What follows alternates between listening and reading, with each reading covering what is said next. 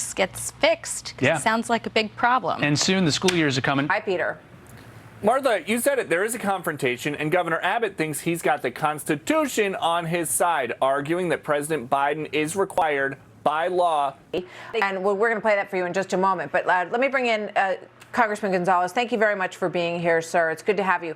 So here's a question. If Governor Abbott says he's going to hold the line, he's got Texas Public Safety and Texas National Guard protecting that area where they have put razor wire up to protect their state from people who are coming up, your state.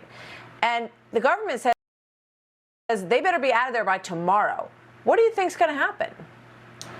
Yeah, thank you for having me, Martha. It's a powder keg. Look, I stand with the governor. Texans stand with the governor. You have Americans that are standing with Texas saying, hey, look, we have to make sure that those that are coming over illegally, that there are some repercussions to this. I'd much rather see the Biden administration just do their job. And instead of attacking Texans and governors and bringing little illegal pass into this, how about you just enforce the laws that are on the books instead of putting all this energy into what is happening is the politicians are going back and forth, but the men and women on the ground that are doing the work, they're usually very close knit, the federal agency and the State Department. Now all of a sudden they're being put in tough situations. We need to get away from that and start enforcing the laws.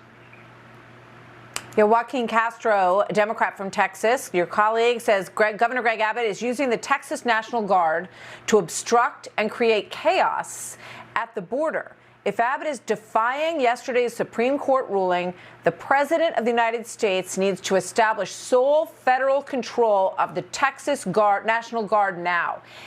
Do you see that happening? Is President Biden about to take control of the Texas National Guard? There is a historic precedent for that under President Eisenhower. Do you think that's going to happen?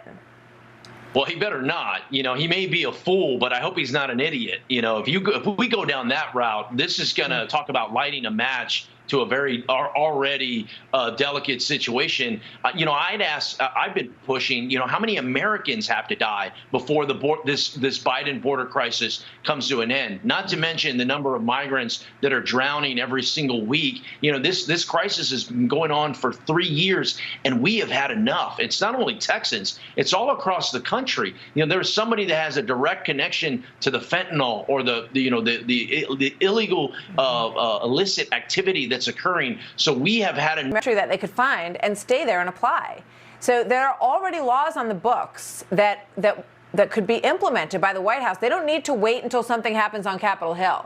There's already plenty of laws that are on the books that they're ignoring, frankly, based on what we're seeing here. Congressman Gonzalez, thank you very much. It's always good to talk to you, sir.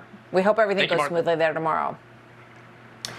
So, as I mentioned, there is this heated border discussion, right? And we talked about this on the show yesterday with the NSC coordinator, John Kirby, who we very much appreciate. He comes on the show often, and we're glad he does.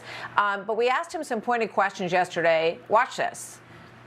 John, do we have a border? Do we have a southern border?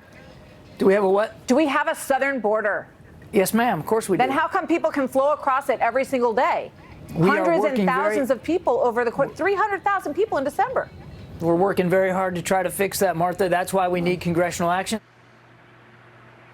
Okay, so as this border standoff ramps up, now you've got this growing. As governors, our commanders in chief, we're responsible for the men and women of our National Guard. It's a heavy responsibility that weighs on our shoulders. And so we never engage our National Guard soldiers and those men and women unless it's incredibly important and if we feel that we have the constitutional authority to do that in this situation.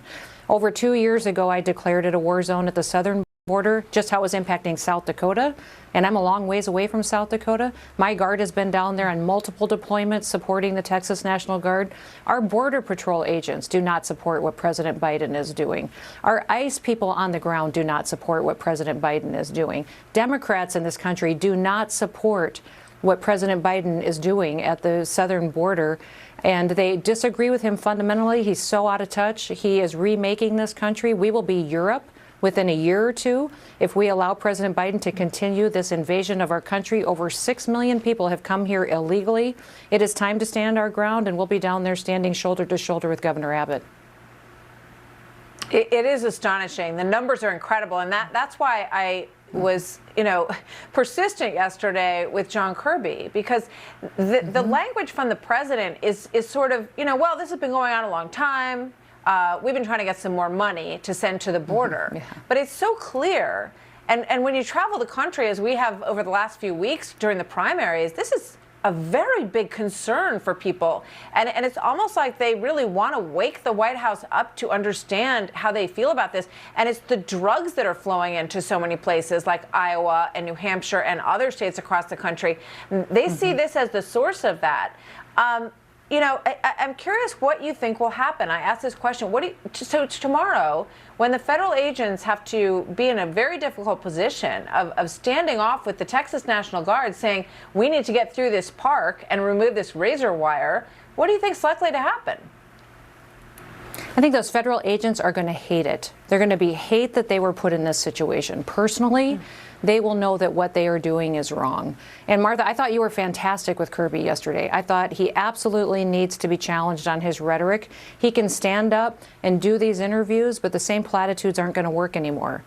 We have people every single day in this country that are committing crimes and violating our laws, and the President of the United States is allowing them to do that. We have our children dying from what is happening at that southern border. The inhumanity of the Biden policies is destroying America. And I've never in my life thought I could see a country change as fast as it has. America has. So it is time that we stand shoulder to shoulder and we stand up now to make sure we protect the future of this country. Yeah. Well, thank you for that, Governor Noem, for coming on today. I really appreciate it. And, I would just point out that John Kirby can only talk about the policy that is in place, right? So it really goes back to the president, the policies that he is undertaking and the policies and the laws, actually, that he's ignoring in this situation are so important to press on. So I really thank you, Governor. Good to have you with us today. Thank you. Good to see you. So later this hour, Ohio Senator J.D. Vance, who is introducing a bill to protect the right of every state along the U.S. border to defend its own territory. Because remember, the President of the United States takes an oath to protect and defend the United States. But if that isn't happening, then these states have to step in. So this is a place that's very familiar to all of us in New York City, in Midtown. This is the entrance to Trump Tower, the side entrance to Trump Tower. President Trump briefly testified just moments ago in his own defense in the E. Jean Carroll defamation trial where they're deciding the damage amount. Watch this.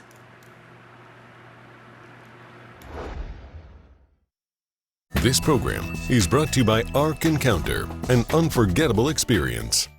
So you're telling me this bouncer pass gets us into the Creation Museum too?